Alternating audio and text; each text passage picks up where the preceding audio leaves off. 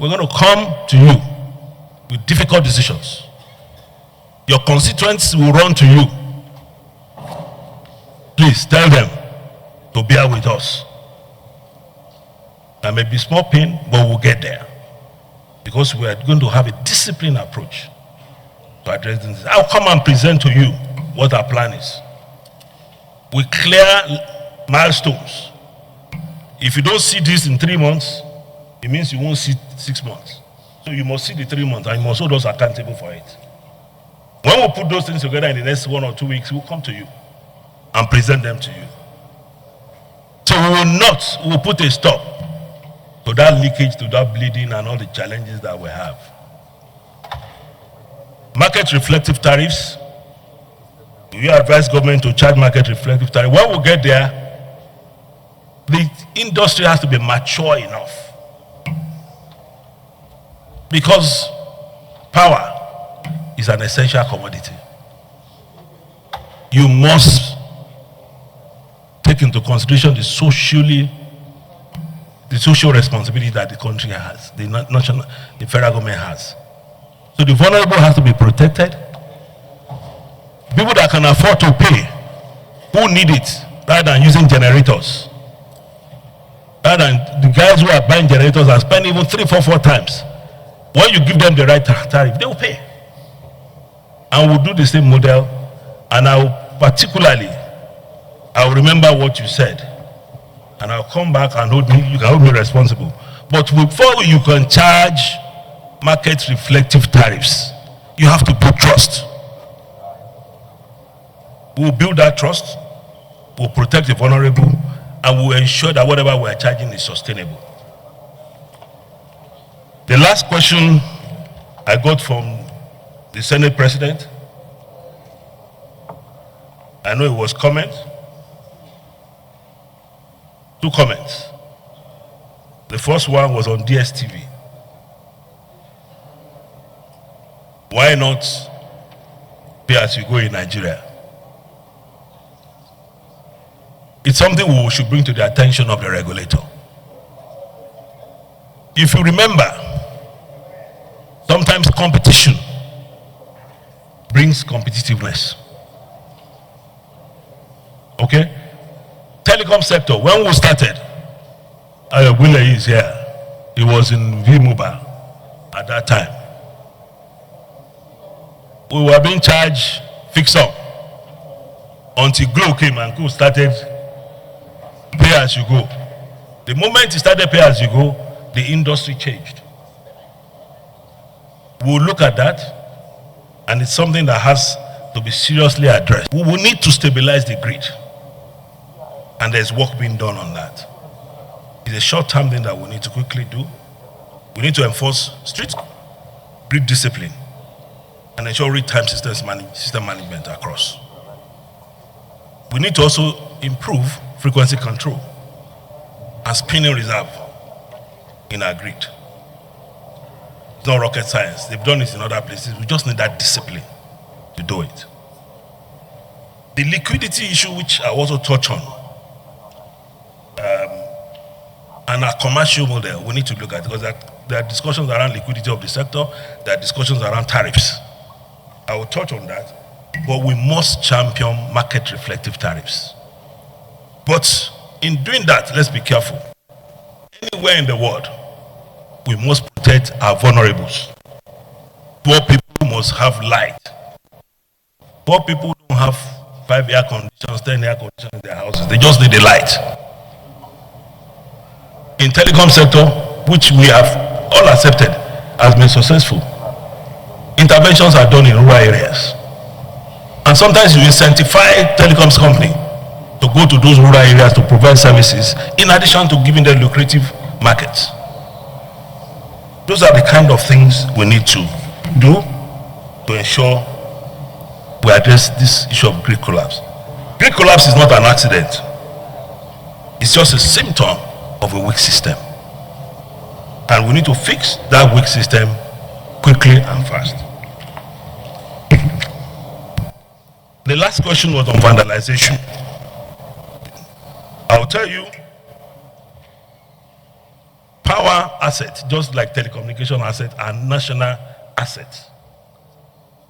And there are provisions and penalties to addressing vandalization of such national assets.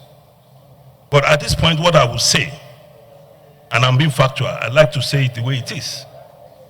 I will not promise what I will not do. I will work with the NSA and service chiefs to address this issue, because this is a national security issue. It's not only in Borno, it's everywhere. Vandalization of national assets must attract punitive steps, and we must have clear ways of protecting our national assets. That one you have answered. That is a national security issue. Yes. Go to the other issues. The second question is from distinguished Senator Abamoro, my godfather of many years, from Benue South. You asked about liquidity crisis in the sector. I will tell you, and I've been frank, it's a myriad of many issues that are reflected in the liquidity issues that we have. Today, Gencos can't even pay adequately for their gas supply, because also there are shortfalls. Today, we have an estimated almost 6 trillion debt in the sector. Government has done very well. I have DG of PPE here. I have special advisor to the president on power here. A lot of work has been done to even settle 3.3 trillion through bond. You know, when an industry is struggling under 3.3 trillion, is a lot of pressure. We have an idea of what the challenges are. Even the discos, when we say we have metering gap, it means you can't put meter everywhere, even though power is going there. So you are not collecting enough money. When you collect, some of them are not even paid. Today, MDAs are owing some of the discos. So all those myriad of issues are legacy issues. What will I do differently? I do agree, and I'm touching on what distinguished Senator Ojikalu said. We will need to move over time to cost-reflective tariffs, but with targeted protection, because we must protect our vulnerable. Whatever we are doing must be responsible and socially balanced. It's extremely important, because telecoms, power is more sensitive than even telecoms. Let me go to question 3.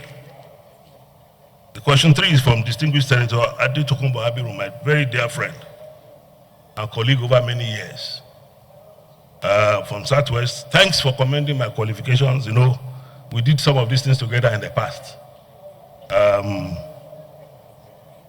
And you asked me that I need to put timeline. I definitely have timelines to some of these things, but I didn't want to bore the Halo chamber with the details of timelines. I have first 100 days, what we can achieve. First 3 to 6 months, what we can achieve. First, because Mr. President didn't assign me this role because he wants us to sleep for the next 5 years to solve power problem. My promise to Nigeria and to this Halo chamber is that Nigerians will see visible improvement in this sector. And those visible improvements will bring it to the fore. We'll tell you what they are. I'm consulting, and I will consult with people in the next 1-2 weeks. I have ideas. I've been inundated with documents and reports. But we need to ensure that those things are pragmatic and practical. But let me share with you, in the next 100 days, for me, in the next 100 days, we need to, first of all, we need to do a rapid diagnostic. That will signal seriousness. I'm not talking about 6 months diagnostic, I'm talking about 2 weeks diagnostics. There are people in this room that are going to be part of that team. And, you know, one of the logs I have is that some of the people that are working with me, Larry Babalola is Special Advisor on Power. Larry has once been Minister of Power in this country. We're going to work together to fix this problem. Ayo Bileyi, DGPP, he has a lot of experience in infrastructure. We're all going to work together as a team to ensure that the 1 trillion economy dream ambition of President Bola Ahmed Tinubu is realized. So first thing is rapid diagnostics. That will signal seriousness to Nigerians. Also, we need to establish transparency baseline. We need to tell our people the truth. Even when the truth is difficult, tell them the truth. So we'll conduct independent sector diagnostics. We need to entrench transparency in our public performance dashboard. I'm going to work in the next 2 weeks to sit down and ensure there's adequate collaboration between the ministry, NERC, TCN, and relevant stakeholders. There are gaps everywhere. We need to fix those gaps. And then one thing that is critical is seamless coordination. People have advocated for gas and power to be under one ministry, but we can collaborate. We both report